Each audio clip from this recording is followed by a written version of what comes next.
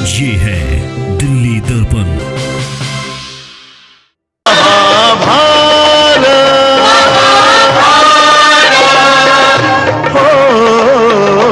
मेरा ही नाम मुख्तार सिंह। मेरा नाम जेंगो डिकोस्टा है।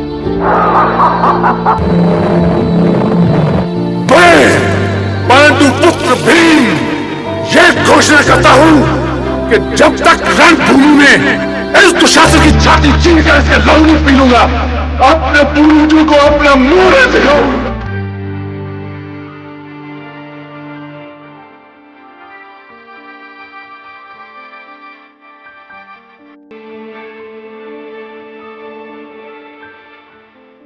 महाभारत टीवी सीरियल के भीम यानी प्रवीण कुमार नहीं रहे। इस वक्त हम मौजूद हैं अशोक विहार इलाके में। इसी इलाके में वो रहते थे। इतनी बड़ी सेलिब्रिटी होने के बावजूद भी बहुत कम लोगों का उनके यहाँ आना जाना होता था और वो बहुत कम बाहर निकलते थे, या यूँ कहें कि कई सालों से वे अकेले रह रहे थे। और आखिरी समय में कहा यह भी गया कि वे आर्थिक संकट से भी जूझ रहे थे। क्या स्थिति थी उस समय, इस सब पर बात करने के लिए हमारे साथ हैं डॉक्टर महेंद्र नागपाल।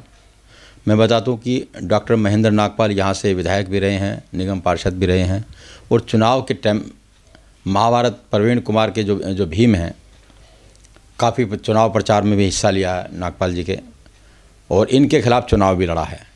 तो इन सब पे हम बात करेंगे नागपाल जी से। नागपाल जी, इस सारी घटना को आप किस तरह से देखते हैं? अचानक उनका चले जाना, इतनी बड़ी सेलिब्रिटी होते हुए भी बहुत कम अशोक विहार के लोगों से उनका राब्ता होता था। तो आखिरी समय की अगर हम बात करें तो क्या तस्वीर आप देखते हैं? क्या वो वास्तव में बहुत अकेला महसूस कर रहे थे, आर्थिक संकट से जूझ रहे थे? क्या थी? आप तो अक्सर उनसे बातचीत भी किया करते थे। देखिए, ऐसा है, मेरा उनसे 1996 से परिचय आया और हम एक कार्यक्रम करते थे यहाँ पे राष्ट्रीय पंजाबी महासंघ की तरफ से बैसाखी के ऊपर, और उनसे मैंने निवेदन किया कि हमारा एक बहुत बड़ा आयोजन हो रहा है, उसके अंदर आप आइए तो अच्छा लगेगा, हमारे अशोक विहार के आप हैं, आप भी आइए। तो उन्होंने 1 मिनट नहीं लगाया तो ये कहा कि पंजाबियों के लिए तो मैं हमेशा सोचता हूँ, तो मैं उस कार्यक्रम में आऊँगा। तो जब वो आए तो मुझे पहले लगा कि शायद इतना बड़ा व्यक्ति है तो आएंगे नहीं आएंगे, क्या है क्या नहीं है, लेकिन लोगों को बड़ा अट्रैक्टिव रहा क्योंकि नई नई महाभारत उस समय चल रही थी। उसके बाद मैं 1997 में चुनाव लड़ा निगम पार्षद का, तो मित्र बन गए थे मेरे वो बहुत अच्छे। तो मेरे लिए कन्वेंसिंग के अंदर भी आए। तो जब कन्वेंसिंग के अंदर हम घूमते थे तो मैं बड़े छोटे कद का और बहुत लंबे कद के, तो मेरे को भी अच्छा, या जब नारेबाजी लगाते थे, बहुत आकर्षण का केंद्र होता था ये। तो इनको जब देखते थे लोग, मैं क्या ਤੁਹਾਡੇ कारण ना मैं काफ़ी मशहूर हो गया वहाँ। कहता नहीं यार, तेनों ही बड़े लोग पसंद करते नहीं थे, मैं खुद महसूस किया तो तेरा आना जाना बहुत ज़्यादा है, बस यही कम रखी, तेरे नाल मैं चल रहा, गरीबों की पूरी मदद करी जिन्नी कर सकता है, दिलों अटैचमेंट रखी उन्होंने नाल, मैं दिखावे वास्ते नहीं, क्योंकि तेरा एरिया ना बड़ा चैलेंज हैगा वह। तो उन्होंने जब ये वाली बात की मुझे बड़ी अच्छी लगी। हुआ क्या कि जब ये एक दौरा था हमारा, उस समय थोड़ा बहुत चल फिर सकते थे अच्छे तरीके से, पैदल मेरे साथ घूमे थे वो, तो भीड़ बच्चे बहुत शोर मचाते थे। तो अखबार में खबर छपी, तो मेरे एक मित्र थे रामनाथ सचदेवा जी, जो रानी बाग से चुनाव लड़ रहे थे निगम पार्षद का। कहते यार तुम्हारे यहाँ पे वो आए हैं तो मेरे यहाँ पर भी उनको कहो एक दिन आ जाएं, मैं भी तो थोड़ा पंजाबी भरा हैगा वहाँ।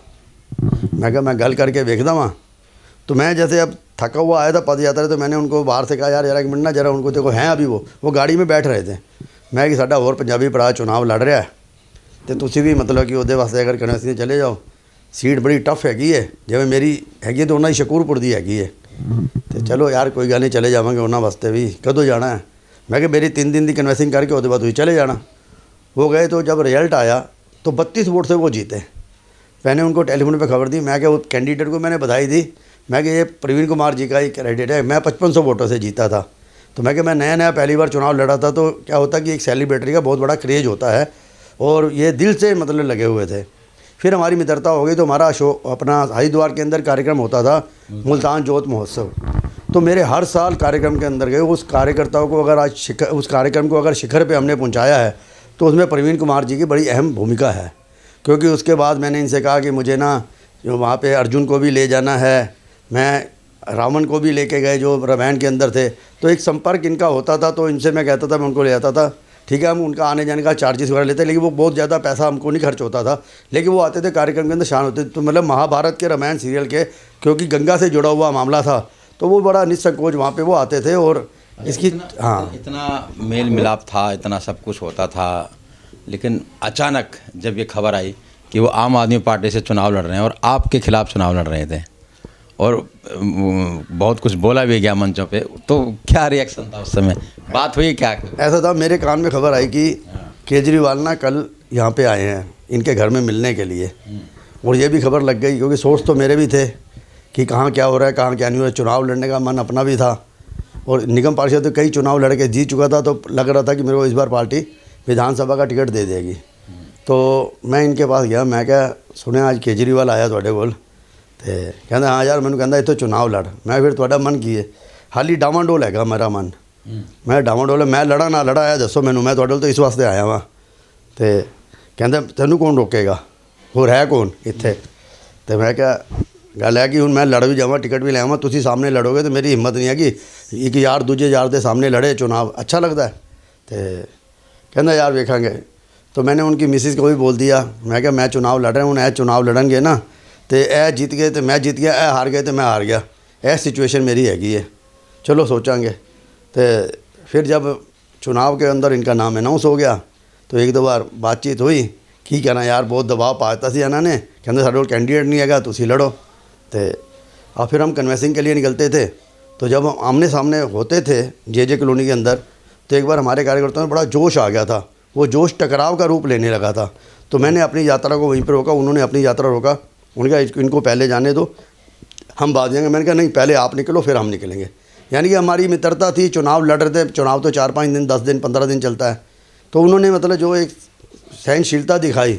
अच्छा, मैं ये भी कहना चाहता हूँ कि आप तो बीजेपी से रहे, आपके चुनाव प्रचार भी किया, फिर अचानक क्यों झाड़ों में क्यों चले गए? एक बात आपको और बताता हूँ मैं, बड़ी मज़ेदार बात है। तो वो कांग्रेस को बड़ी कोसते थे, जो जिस प्रकार का वो एटमॉस्फेयर बना हुआ था, उसमें घोटाले हो रहे थे रोज़, बड़े चिंतित होते थे इस चीज़ के अंदर, भाई देश के अंदर जो कुछ हो रहा है। और मोदी जी के वो भक्त थे। तो मैंने उनसे एक बात कही, मैं क्या, फिर उन्होंने जब टिकट लेके आ गए तो चुनाव हुआ, तो जिस दिन काउंटिंग हो रही थी, तो काउंटिंग के अंदर बड़ी अजीब स्थिति थी, क्योंकि उस समय भी आम आदमी को 29 सीटें मिल गई थी। तो मुझे कहते हैं यार या तो तू जीत जाए या मैं जीत जाए, ऐ नहीं जीतना चाहिए था कांग्रेस। उन्हें खुली बात कही। मैं क्या चलो कि मैं एक चीज़ मैं भी बताना चाहूँगा, उस काउंटिंग में मैं भी मौजूद था, एज ए पत्रकार मौजूद था, और जब रिजल्ट खुल रहे थे काफ़ी लीड कर रहे थे, आपसे आगे थे। कांग्रेस तो जमानत जब्त थी उसमें, तो खुद मुझसे कहा था ये विधायक की कहीं गले ना पै जाए। तो मतलब कोई जीत से खुश होता है, वो जीत से डरे हुए थे। तो आपके साथ बैठे हुए थे, तो कोई चर्चा मेरे सामने ये बात हुई थी। 31,000 वोट उनको मिले, 37,000 वोट मिले, लगभग मैं 5,500 वोटों से जीता। तो जीतने के बाद हम एक दूसरे, ये तो बीच की बात है, जब थोड़ा सा वो आगे चल रहे थे आप। हाँ वो चल रहे थे, लग रहा था कि कुछ ना एकदम जब पार्टी का मन बन गया, लोगों का मन बन गया था कि हमने बदलाव लाना है, तो उसके अंदर तो हमारी मतलब कुल मिला के सरकार भी नहीं बना पाए। जो लग रहा था कांग्रेस का तो बिल्कुल ही सफाया हो गया, उनको 29 सीटें मिल गई, एक भी सीट नहीं आई थी कांग्रेस की, कांग्रेस को एक भी सीट नहीं मिली, 29 सीटें उनको मिल गई। तो फिर बाद में उन्होंने कांग्रेस का समर्थन लेके सरकार भी बनाई। तो वो क्या था कि वो एक ऐसा घटनाक्रम था जिसकी किसी ने भी कल्पना नहीं की थी। क्या वो जीत इस डर थे, इस बात से डर रहे थे कहीं जीत ना जाऊँ? हाँ, उन्हें लगता था कि भाई ऐसा है कि इसको मैं संभाल नहीं सकता है, बड़ा गलत कहता है। सवेरे सवेरे मेरे को जब लोग आ जाते ने चुनाव वाली लड़ रहे हैं, वहाँ मेरी जरी हालत बना देती है ना, दुर्गति कर देती है, ये शब्द बोला था। आगे मेरा की हाल होएगा, और मैं क्या सब अगर सच्चे रास्ते से चलेंगे ना, ईश्वर सब रास्ता अपने आप ही बनाएगा। ये बात हमारी आपस के अंदर होती थी, दिल खोल के हम बात कर रहे थे वहाँ पर। तो खैर वो हार जीत तो एक अलग विषय है, लेकिन हारने के बाद भी एक बार फिर स्थिति ऐसी बनी कि 2014 के चुनाव आ गए, जिसके अंदर डॉक्टर हर्षवर्धन जी को कैंडिडेट। तो इन्होंने मुझे कहा डॉक्टर हर्षवर्धन बहुत बढ़िया आदमी है, तो ऐसे लोग जीतने चाहिए जिसके अंदर वो होगा। मैं कि जीतने चाहिए तो जिताना तो तुसी हैगा वह। तो कहते की मतलब? मैं कहूँ तुसी लड़ चुके हो, गल खत्म हो गई, दोबारा चुनाव तो नहीं लड़ना। कहता कल पटदा ऐसे कहा उन्होंने, मैं दोबारा चुनाव नहीं लड़ांगा। मैं कोई साड़ी पार्टी जो सानू तो अच्छे लोगों की इंतजार हैगी है, तो पार्टी को तो मैं गल करा, चल गल करके देख लें। मैंने हर्षवर्धन जी से बात की, उन्होंने अडवाणी जी से बात की, भाई ऐसे सेलिब्रिटी है, कोई छोटा मोटा नाम तो है नहीं। तो फिर मेरी उन्होंने लगाई कि ये तुम जिम्मेवारी संभालो, और अडवाणी जी की बारावटी चौक पे सभा थी, तो हम उस समय वहाँ पे उनको ले गए, तो बीजेपी में फिर दोबारा उनको हमने शामिल किया। लेकिन उसके बावजूद ही उनकी मेरी बातचीत होती मेरे पे, वो अपने कई लोगों को भेजते रहते थे। आज भी जब मैं संस्कार के अंदर वहाँ पे गया तो वहाँ पे 2-3 मेरे को लोग मिले, तो उन्होंने कहा जी बहुत अच्छा आदमी चला गया और आपके बारे में बड़ी तारीफ़ करते थे। मैं क्या ऐसा क्या हुआ? फिर उसने मुझे बताया कि मैं उनके पास एक एडमिशन के लिए गया था, उन्होंने आपको फ़ोन किया। तो लेकिन इस सब के बावजूद भी आप उनको बीजेपी में ले आए झाड़ू से, और फिर जब चुनाव आया फिर अचानक खबर आती है, हरिशंकर जी ने मुझे खुद फ़ोन किया था, वो कांग्रेस कपिल सिब्बल वहाँ पर आए हुए थे, और कपिल सिब्बल ने उन्होंने आम आदमी पार्टी के बाद बीजेपी के बाद उन्होंने कांग्रेस थाम ली थी, कांग्रेस का पटका पहना दिया था। ये जानकारी आपको? ये देखो ऐसा पटका डाला नहीं डाला ये मेरे को जानकारी पूरी तरह से नहीं है, लेकिन मुझे ये मालूम है कि चाहे वो हमारे बीजेपी के अंदर भी आ गए थे, लेकिन उनका बहुत ज़्यादा आना जाना नहीं रहा, क्योंकि थोड़ा उनको चलने में बड़ी कठिनाई थी, चलने में उन्हें कठिनाई रहती थी। और धीरे धीरे जैसे कहते हैं कि वो घर में ही ज़्यादा रहना पसंद करते थे। मैं उनके पास कई बार गया मिलने के लिए, तो बैठ के चाय कॉफ़ी पीते, तो फिर कई तरह की बातें वो करते थे। कहते यार हूँ मेरा जरा ना उब गया हुआ मैं, और मेरे को ना हूँ कोई काम नहीं होता, तो आराम अपना कर रहे हैं, ठीक है वधिया लाइफ हैगी है, अपना सवेरे राती हमें अपना गल ख़त्म की थी उन्होंने। तो है क्या कि वो एक ऐसी शख्सियत थे जिनकी एक जो बात कहते थे उसे पूरा करने के लिए जिद्दोजहद तक भी जाते थे और बहस भी करते थे, और गरीबों के प्रति उनके मन के अंदर हमेशा रहती थी कि इसका भला हो जाना चाहिए।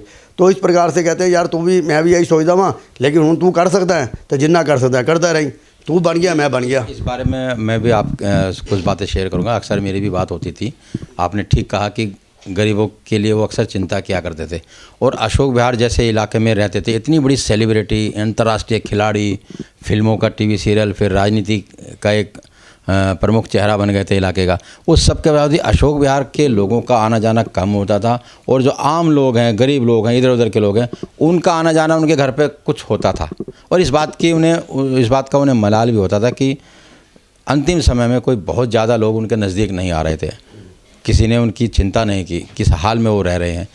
ये मलाल था आखिरी टाइम में उनके पास। मैं मानता हूँ देखो जो आदमी इतनी बड़ी सेलिब्रिटी या किसी भी पोजीशन पे रहा हो, जैसे लोगों का मिलना जुलना रहता है वो कम होता है, क्योंकि ये मिलना भी लोगों की एक खुराक होती है। आज जिस फील्ड में हम काम करते हैं उस फील्ड में लोगों से जो प्यार मोहब्बत बनी हुई है वो बरकरार रहनी चाहिए। लेकिन दुर्भाग्यवश ये 3 साल से जो कोरोना आया है इन सब ने हम सबको एक दूसरे से दूर कर दिया है।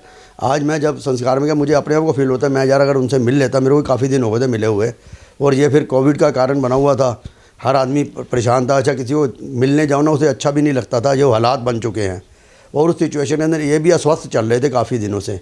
इनको भी बीच में एक बार कोविड या परिवार के किसी व्यक्ति को कोविड हुआ था, तो उसमें फिर अवॉइड भी करते हैं, लेकिन ये भी मिलने में बहुत ज़्यादा उत्सुक नहीं रहते थे, जो लोग मिलने भी नहीं जाते थे, ये भी कुछ ज़्यादा मिलने में आने जाना इनका बहुत कम था। अगर वो 2 साल की बात ना भी करें, इससे पिछले अगर हम 5-7 सालों की बात करें, तब भी अक्सर ये चर्चा आती थी कि बहुत कम लोगों का आना जाना उनका है। हालांकि परिवार में उनका बेटा बहू भी है, बाहर रहते हैं, अक्सर 2 सहयोगी उनकी देखभाल के लिए रहते थे, और ऐसी हालत होती नहीं थी कि वो बाहर चल फिर सकें, भारी भरकम होने की वजह से। तो अकेलापन बहुत महसूस कर रहे हैं। देखो जी जिस प्रकार से उनकी पर्सनैलिटी थी, उस पर्सनैलिटी के अंदर जो आकर्षण था, उस आकर्षण के अंदर जिस तरह से उन्हें अपना जीवन सिंपल वे में जिया है, वो सिंपल वे की वजह से जो है एक लोगों का आना जाना, उन्होंने भी ज़्यादा लोगों से उस प्रकार से संपर्क नहीं रखा। संपर्क दोनों तरफ से होता है। आप ये देखिए कि कोई भी आपने आयोजन देखा होगा पिछले 3-4 सालों में, वो ज़्यादा नहीं पहुँचे, क्योंकि उनको चलने में गाड़ी में बैठने में दिक्कत आती थी, रिक्शे पे बैठे थे तो रिक्शे वाले का भीड़ उनको देखने लग जाती थी। इस चीज़ें वो थोड़ा सा अपने आप को बचा के रखने लग गए थे। मैं मानता हूँ कि ये जो पीछे पीरियड बीता है, जैसे बता रहे हैं कि आर्थिक तंगी, हर आदमी कहीं ना कहीं पे इस तंगी के अंदर आया है, कोई भी क्यों ना हो, लेकिन वो एक सेलिब्रिटी हैं और उनकी जो दिक्कत आई है, उन्होंने व्यक्तिगत रूप से मेरे से इस तरह की कभी कोई बात नहीं की है। ये ठीक है कि एक कोई बात किसी ने क्या चलाई है मेरे को नहीं पता, उन्हें ऐसी बात कभी नहीं की, क्योंकि वो ऐसे व्यक्ति नहीं थे कि किसी से कुछ मांगे। उन्होंने हमेशा देना सीखा है जितना उनके पास होता था, चाहे वो सेवा की बात कहो, चाहे वो कोई और बात कहो। उन्हें कभी किसी से ऐसी आपने सुनी भी नहीं होगी कहीं पे बात कि उन्होंने किसी से ऐसी सारी डिमांड की है। वो तो देने वाले व्यक्ति थे, वो उदारवादी थे, तो मैं नहीं समझता कि इसकी कोई बात है। लेकिन बाकी वो व्यक्ति चला गया, जल्दी चला गया, कोई एज 75 साल बहुत ज़्यादा नहीं होती, और ऐसे लोग तो एक हमारे क्षेत्र की शान थे और पूरे देश की शान थे। मेरी भी उनसे बात होती है। मैं दर्शकों को एक बात और बताना चाहूँगा कि वो अंतर्राष्ट्रीय खिलाड़ी थे, हथौड़ा फेंक में, थ्रो बॉल, एशियन गेम्स में कई मेडल वो जीत चुके थे। और उसके बाद फिल्मों का रोल उन्हें मिला तो सबसे पहली फिल्म में वो गोरिल्ला बने, और उसके बाद फिल्मों में कभी गोरिल्ला का रोल मिला, उसके बाद कभी गुंडों का रोल मिला, कभी गार्ड का रोल मिला। तो इस तरह के छोटे मोटे रोल मिला करते थे। और उसके बाद अचानक जो रोल उन्हें महाभारत टीवी सीरियल के भीम का रोल मिला, उन्होंने उसे शोहरत की ऊंचाइयों पर पहुंचा दिया। लेकिन वही रोल जिसने शोहरत की ऊंचाइयों पर पहुंचाया, उसी रोल ने उन्हें ज़मीन पर वापस ला पटका और काम मिलना उनको लगभग बंद हो गया। उनकी इमेज कुछ इस तरह की बन गई थी कि लोग और किसी रूप में उसको देखना ही नहीं चाहते थे। तो लिहाजा टीवी सीरियलों में उन्हें काम मिलना उनका बंद हो गया। और आज अक्सर जब हमारी उनसे बात होती तो वो इस बात को जिक्र ज़रूर किया करते थे कि मैं समझ नहीं पाया कि वो मेरे लिए बहुत बड़ी उपलब्धि थी या मेरे लिए बहुत बड़ा नुकसान। उनको अर्जुन अवार्ड भी मिला था। हाँ, और कुछ हाँ, उनको अर्जुन अवार्ड भी दिया गया। और ये आपकी बात से सहमत हूँ कि जब इतनी बड़ी ख्याति मिलती है तो उसके बाद जो स्थिति बन के आती है, कुछ लोग अपने आप को संभाल लेते हैं, कुछ लोग नहीं संभाल पाते। और ये हमें समझना चाहिए कि जब हम ऊंचाइयों पे जाएंगे तो उस ऊंचाइयों पे हर समय तो कोई भी व्यक्ति नहीं रहा, ना ही रह सकता है वो। लेकिन उसके बाद जब नीचे आता है तो अगर हेल्थ उसकी ठीक नहीं है तो एक आदमी की कमर टूट जाती है। और मैं उनके साथ यही समझता हूँ कि उनको जो हेल्थ की वजह से भी परेशानी आई है वो भी उनके लिए बड़ी कष्टदायक रही है। तो बिल्कुल ये थी उनके बारे में कुछ चंद बातें। बहुत शौक़ की बात है, हालांकि भारी भरकम होने की वजह से उनके सामने चलने फिरने की दिक्कत थी, यही एक वजह थी। अदरवाइज़ स्वास्थ्य को लेकर कोई बहुत बड़ी दिक्कत उनको नहीं थी। लेकिन अचानक उनका इस तरह से चले जाना अशोक विहार के लोगों के लिए भी एक बहुत बड़ी क्षति है। और अफसोस तो अशोक विहार ज़रूर करेगा कि इतनी बड़ी सेलिब्रिटी रहते हुए इतनी दूर उनके साथ वो कैसे रही। कैमरामैन लोकेश के साथ राजेंद्र स्वामी, दिल्ली दर्पण टीवी। लेटेस्ट खबरों के लिए सब्सक्राइब करें हमारा यूट्यूब चैनल या फिर लॉग ऑन करें www.delhidarpantv.com। खबरों की कवरेज और विज्ञापनों के लिए संपर्क करें इस नंबर पर।